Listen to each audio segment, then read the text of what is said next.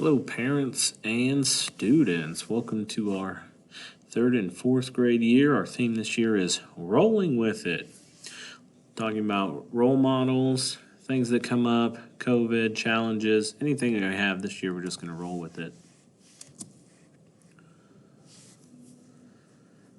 Let's take a look at some policies that we have in place in fourth grade. Our weekly agendas are going to be printed in dark pink, and they'll be kept in their binders. We encourage you to take a look at those each night as we have different things posted in there, and especially when we're looking for homework. This year our homework night will be on Thursdays. I ask that you get 3 Acellus lessons done in math by Thursday. Your student binders have been organized with very important papers in it, and I'd like you to go through and check those each night and see what your students are learning. Please do this at least once a week.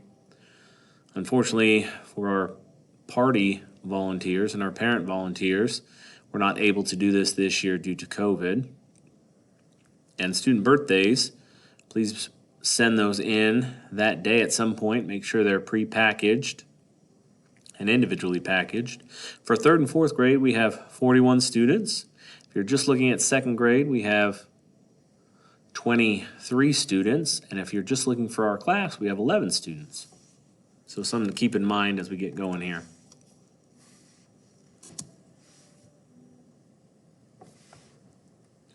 Our classroom management expectations, going off the Success Foundations, lifelong guidelines, and life skills. We do those every Tuesdays. We talk a lot about what it looks like. This month, our life skills are cleanliness and respectfulness. We take a love and logic method to school and a love and logic approach to school, which offers them choices in things that we're doing throughout the day. So instead of maybe getting after somebody, it's more of an empathetic and valuable learning opportunity for the kids to make choices in finishing things and what time they would finish them, or discipline choices that we have to have. Our homework policy, reading at least 20 minutes a night, that's printed on their agendas. And then our class will be taking advantage of a program called Acellus, and they will be working through those. Our end goal for our math project is 300, although there are 900 Acellus lessons that line up with our math program. So I encourage you to work ahead, work as much as you can to prepare you for fourth grade math and any holes that we missed from last year.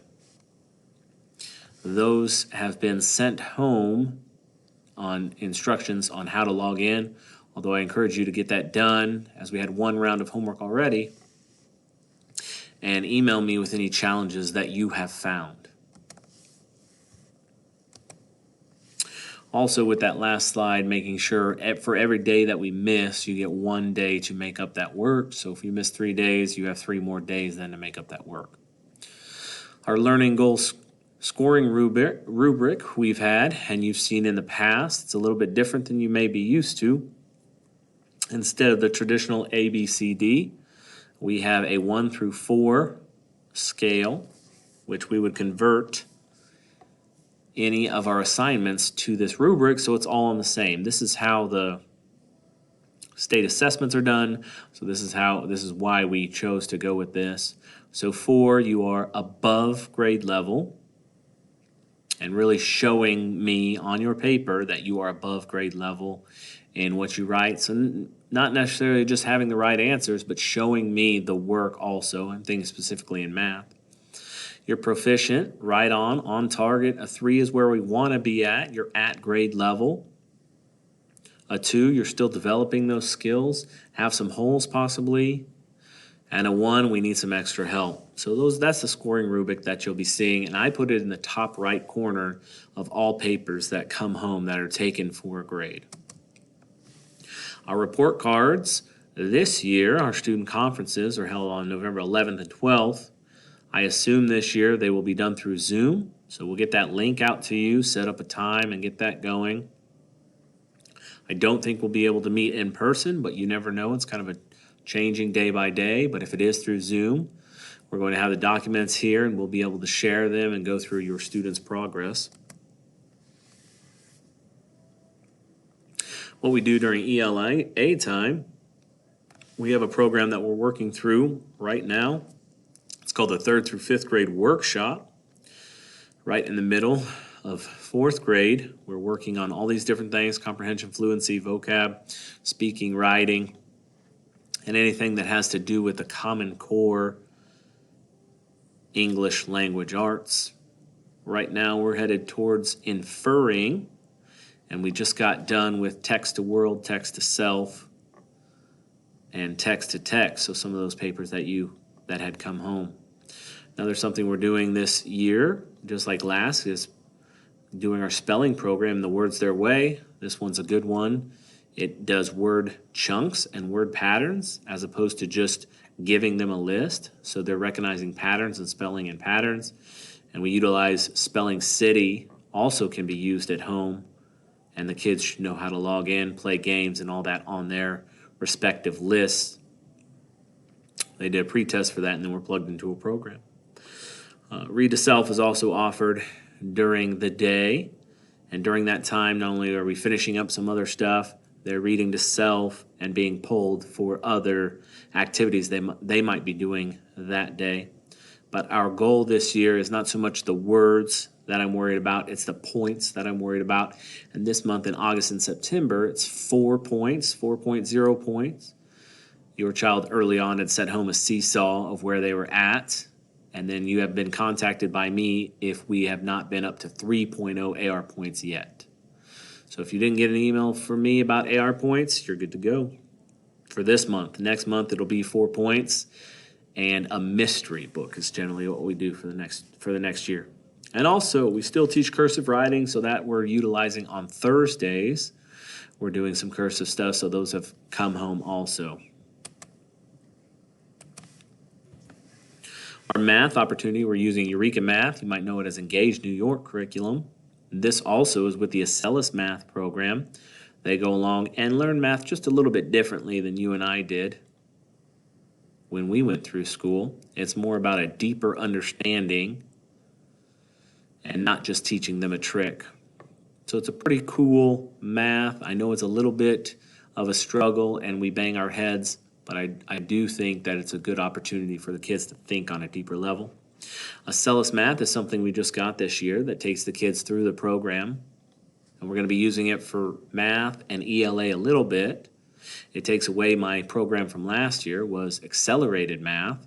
So it's basically the same thing. The kids work at their own pace, watch videos, answer questions, and work through modules. That's the program that we talked about with our year-end project of 300, and we're going to require 40 a month. A lot of kids that we have, your students, have already got to 40, and they can track their own progress, and you can see how they're doing as they log on to Acellus. Acellus Reading is a program we use on Fridays, but we won't use a lot unless we are to go remote. Reflex is something we've used in the past. It just helps build those skills. It's something that we believe in. We need them to be fluent with their math facts. In October, we will be going to multiplication. Right now, we're getting our feet wet with the addition and subtraction program, but starting in October, we'll be doing Reflex 3 days a week in math class on multiplication and division problems. Ways to strengthen our brain. We talk a lot about growth mindset. You may have heard the term failing forward. That's what we talk a lot about in math and in reading. Taking those challenges and turning them into a positive, not just marking the wrong answer and going on, but truly taking a look and seeing what we've done. We're continuing to do our Kagan cooperative learning. It looks a little bit different in my classroom where we're talking more to our partner, our shoulder partner, than we are getting up and moving around the room. So we're trying to have those good conversations. It's just going to be with our shoulder partners instead of more around the room and working with everyone. We'll be having those good discussions together as our own little cohorts, whether it be our shoulder partner or our face partner, which would be somebody behind us in school. Seesaw is another great tool that we're going to use a lot. I encourage you to log on and take a look at your students' educational portfolio. I try to post things on there so you can take a look. Last thing I remember posting was their spelling. So take a look on there and give them a comment also. I know it really builds the kids up when we start commenting on those things and telling them how proud we are of that, which I try to do also. So if you ever get in the weekend, your students ever get in the weekend, do something fun, please send that to me. I'd love to comment on that. We talk a lot about, just doing different things. So if they work at all and make money, or climbing trees we talk about, or any of that stuff we talk about in class, I can get on and post that to Seesaw. That'd be great. Here's our school phone number, our contact information if you don't have it. There's a lot of other stuff we could say, but I have enjoyed having your kids in class for this will be start of week number 6. So I hope that we get to continue to stay in school. I know the mask is a little bit of a deal, but the kids have really adjusted well, and I just appreciate everything. If you have any questions, please don't hesitate to ask. I am here for you, and I'm here for your kids. I hope you have a great week, and I will see your kids tomorrow.